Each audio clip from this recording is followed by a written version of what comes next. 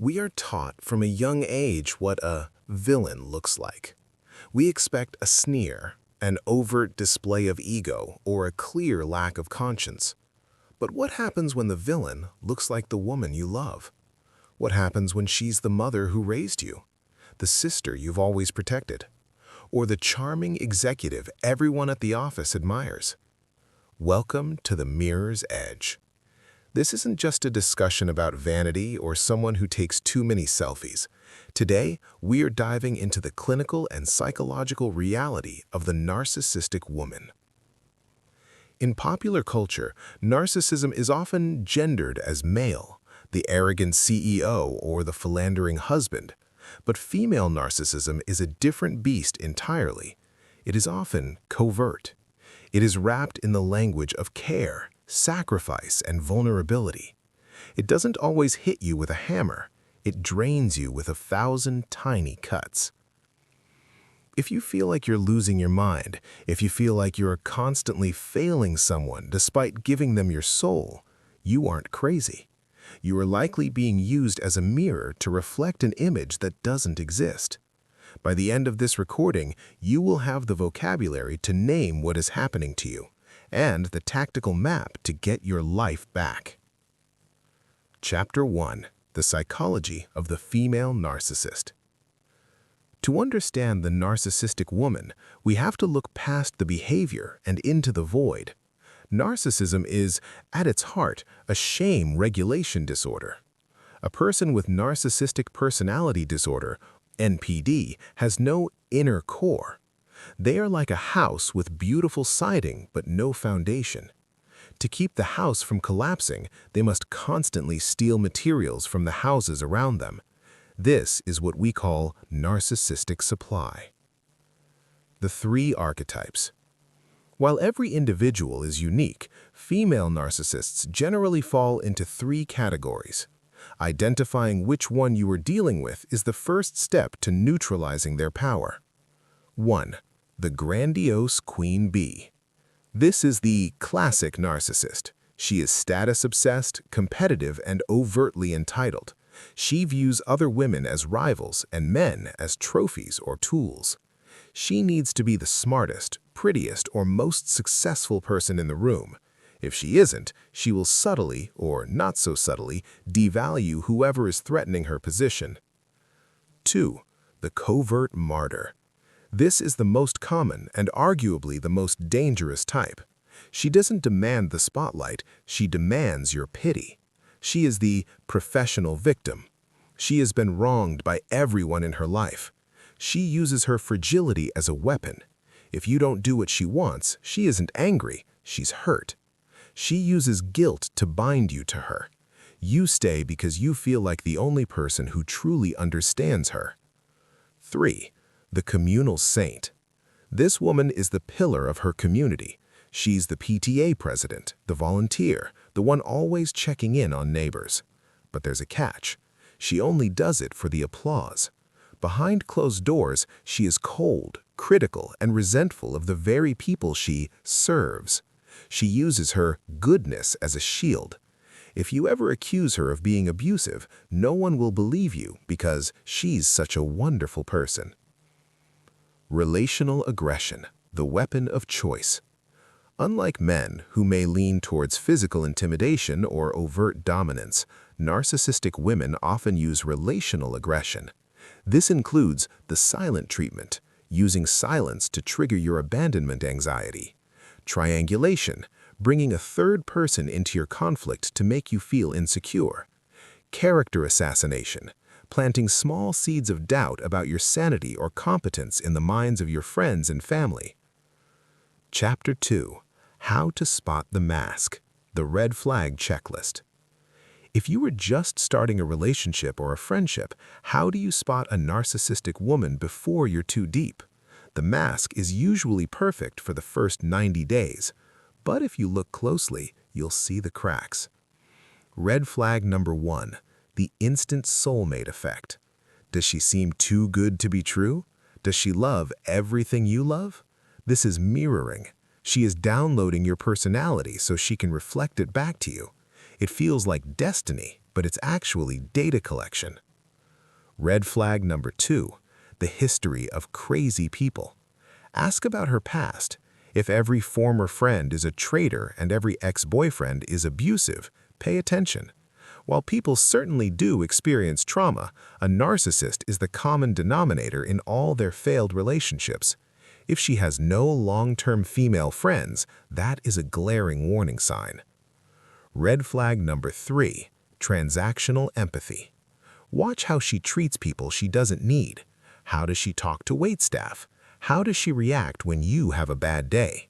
A narcissistic woman will often perform empathy when it makes her look good, but the moment you need support that requires her to sacrifice her own comfort, she will become annoyed or cold.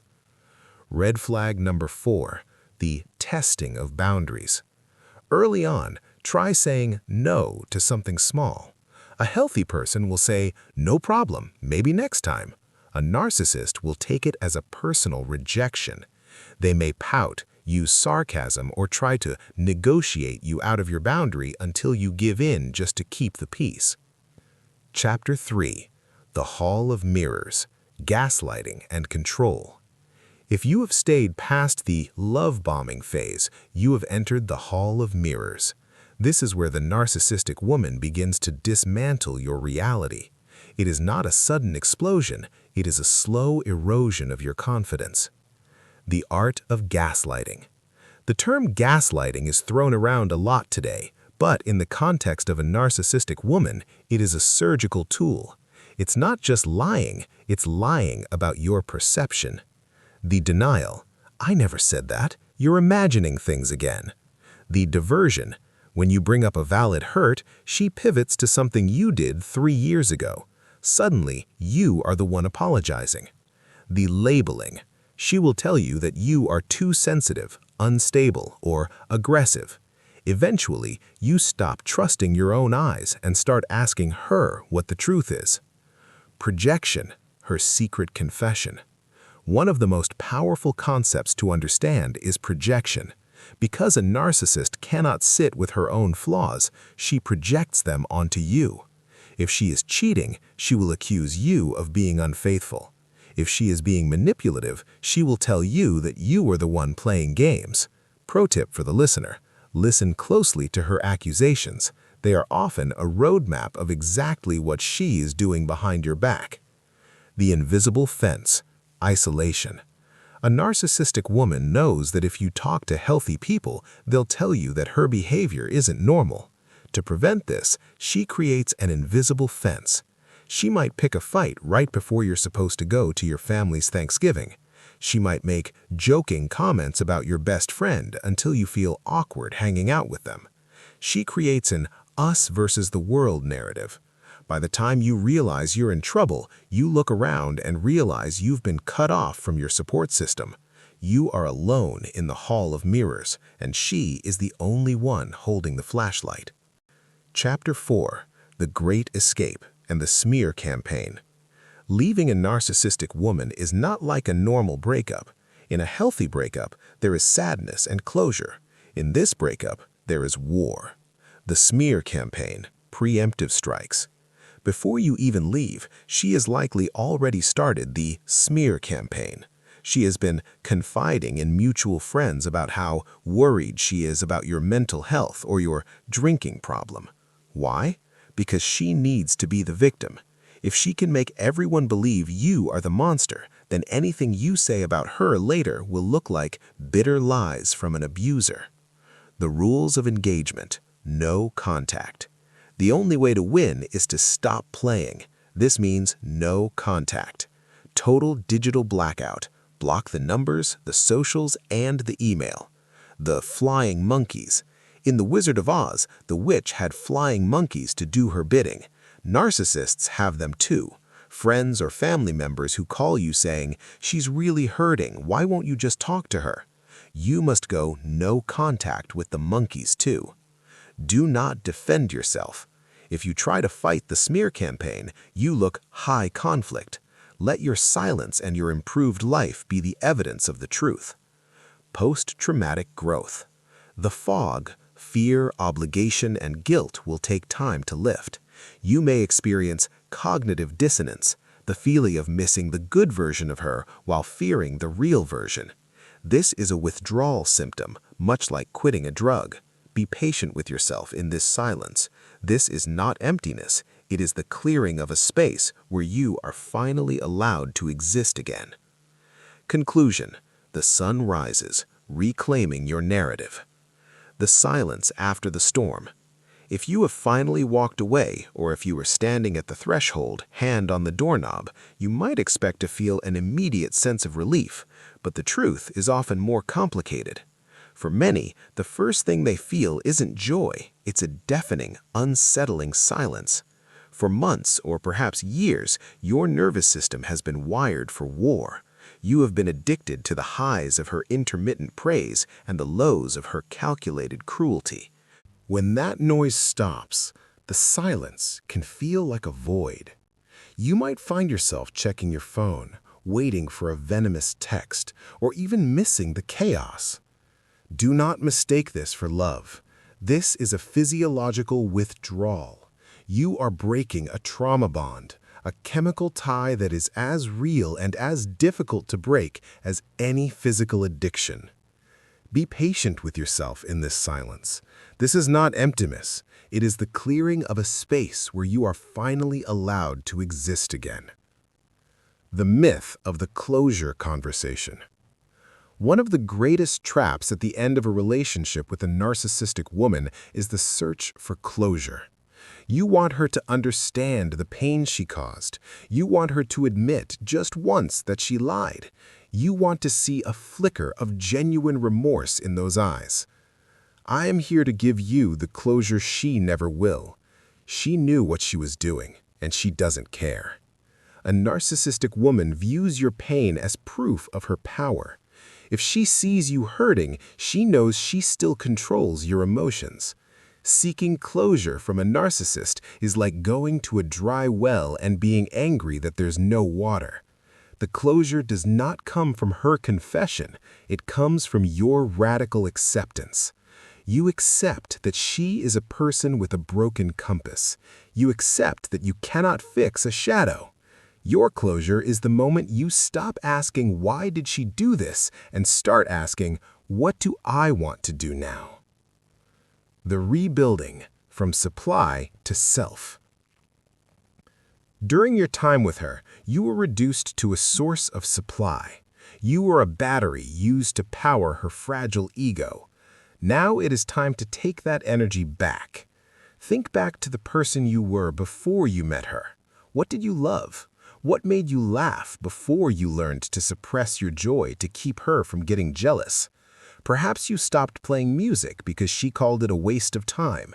Perhaps you stopped seeing your family because she made every holiday a nightmare.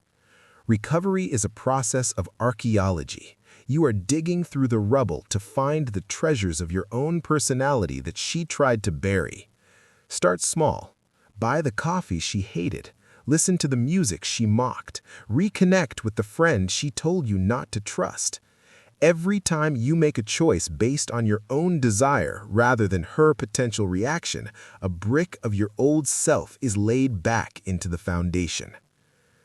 The gift of the empath. Often, victims of narcissistic abuse ask, "Why me? Why was I a target?" She didn't choose you because you were weak. She chose you because you were strong.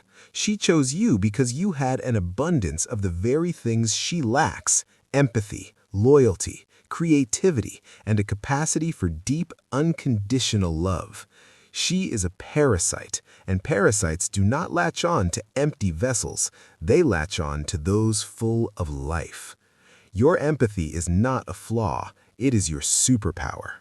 The only mistake you made was giving it to someone who used it as a roadmap to hurt you. As you heal, you don't need to become cold or narcissistic yourself to survive. You simply need to build a higher fence. You are learning the difference between being nice and being kind. Being nice is about people-pleasing. Being kind includes being kind to yourself first. Final words: the view from the other side. As we close this journey together, look at your hands. They are no longer shaking. Listen to your breath. It is yours alone. The narcissistic woman wanted you to believe that without her, you were nothing. She wanted you to believe the world was a cold, dark place and only she could protect you. She was wrong. The world is wide and it is waiting for you.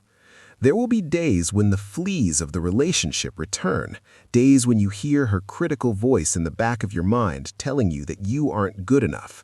When that happens, smile. Recognize that voice as a ghost. It has no power here.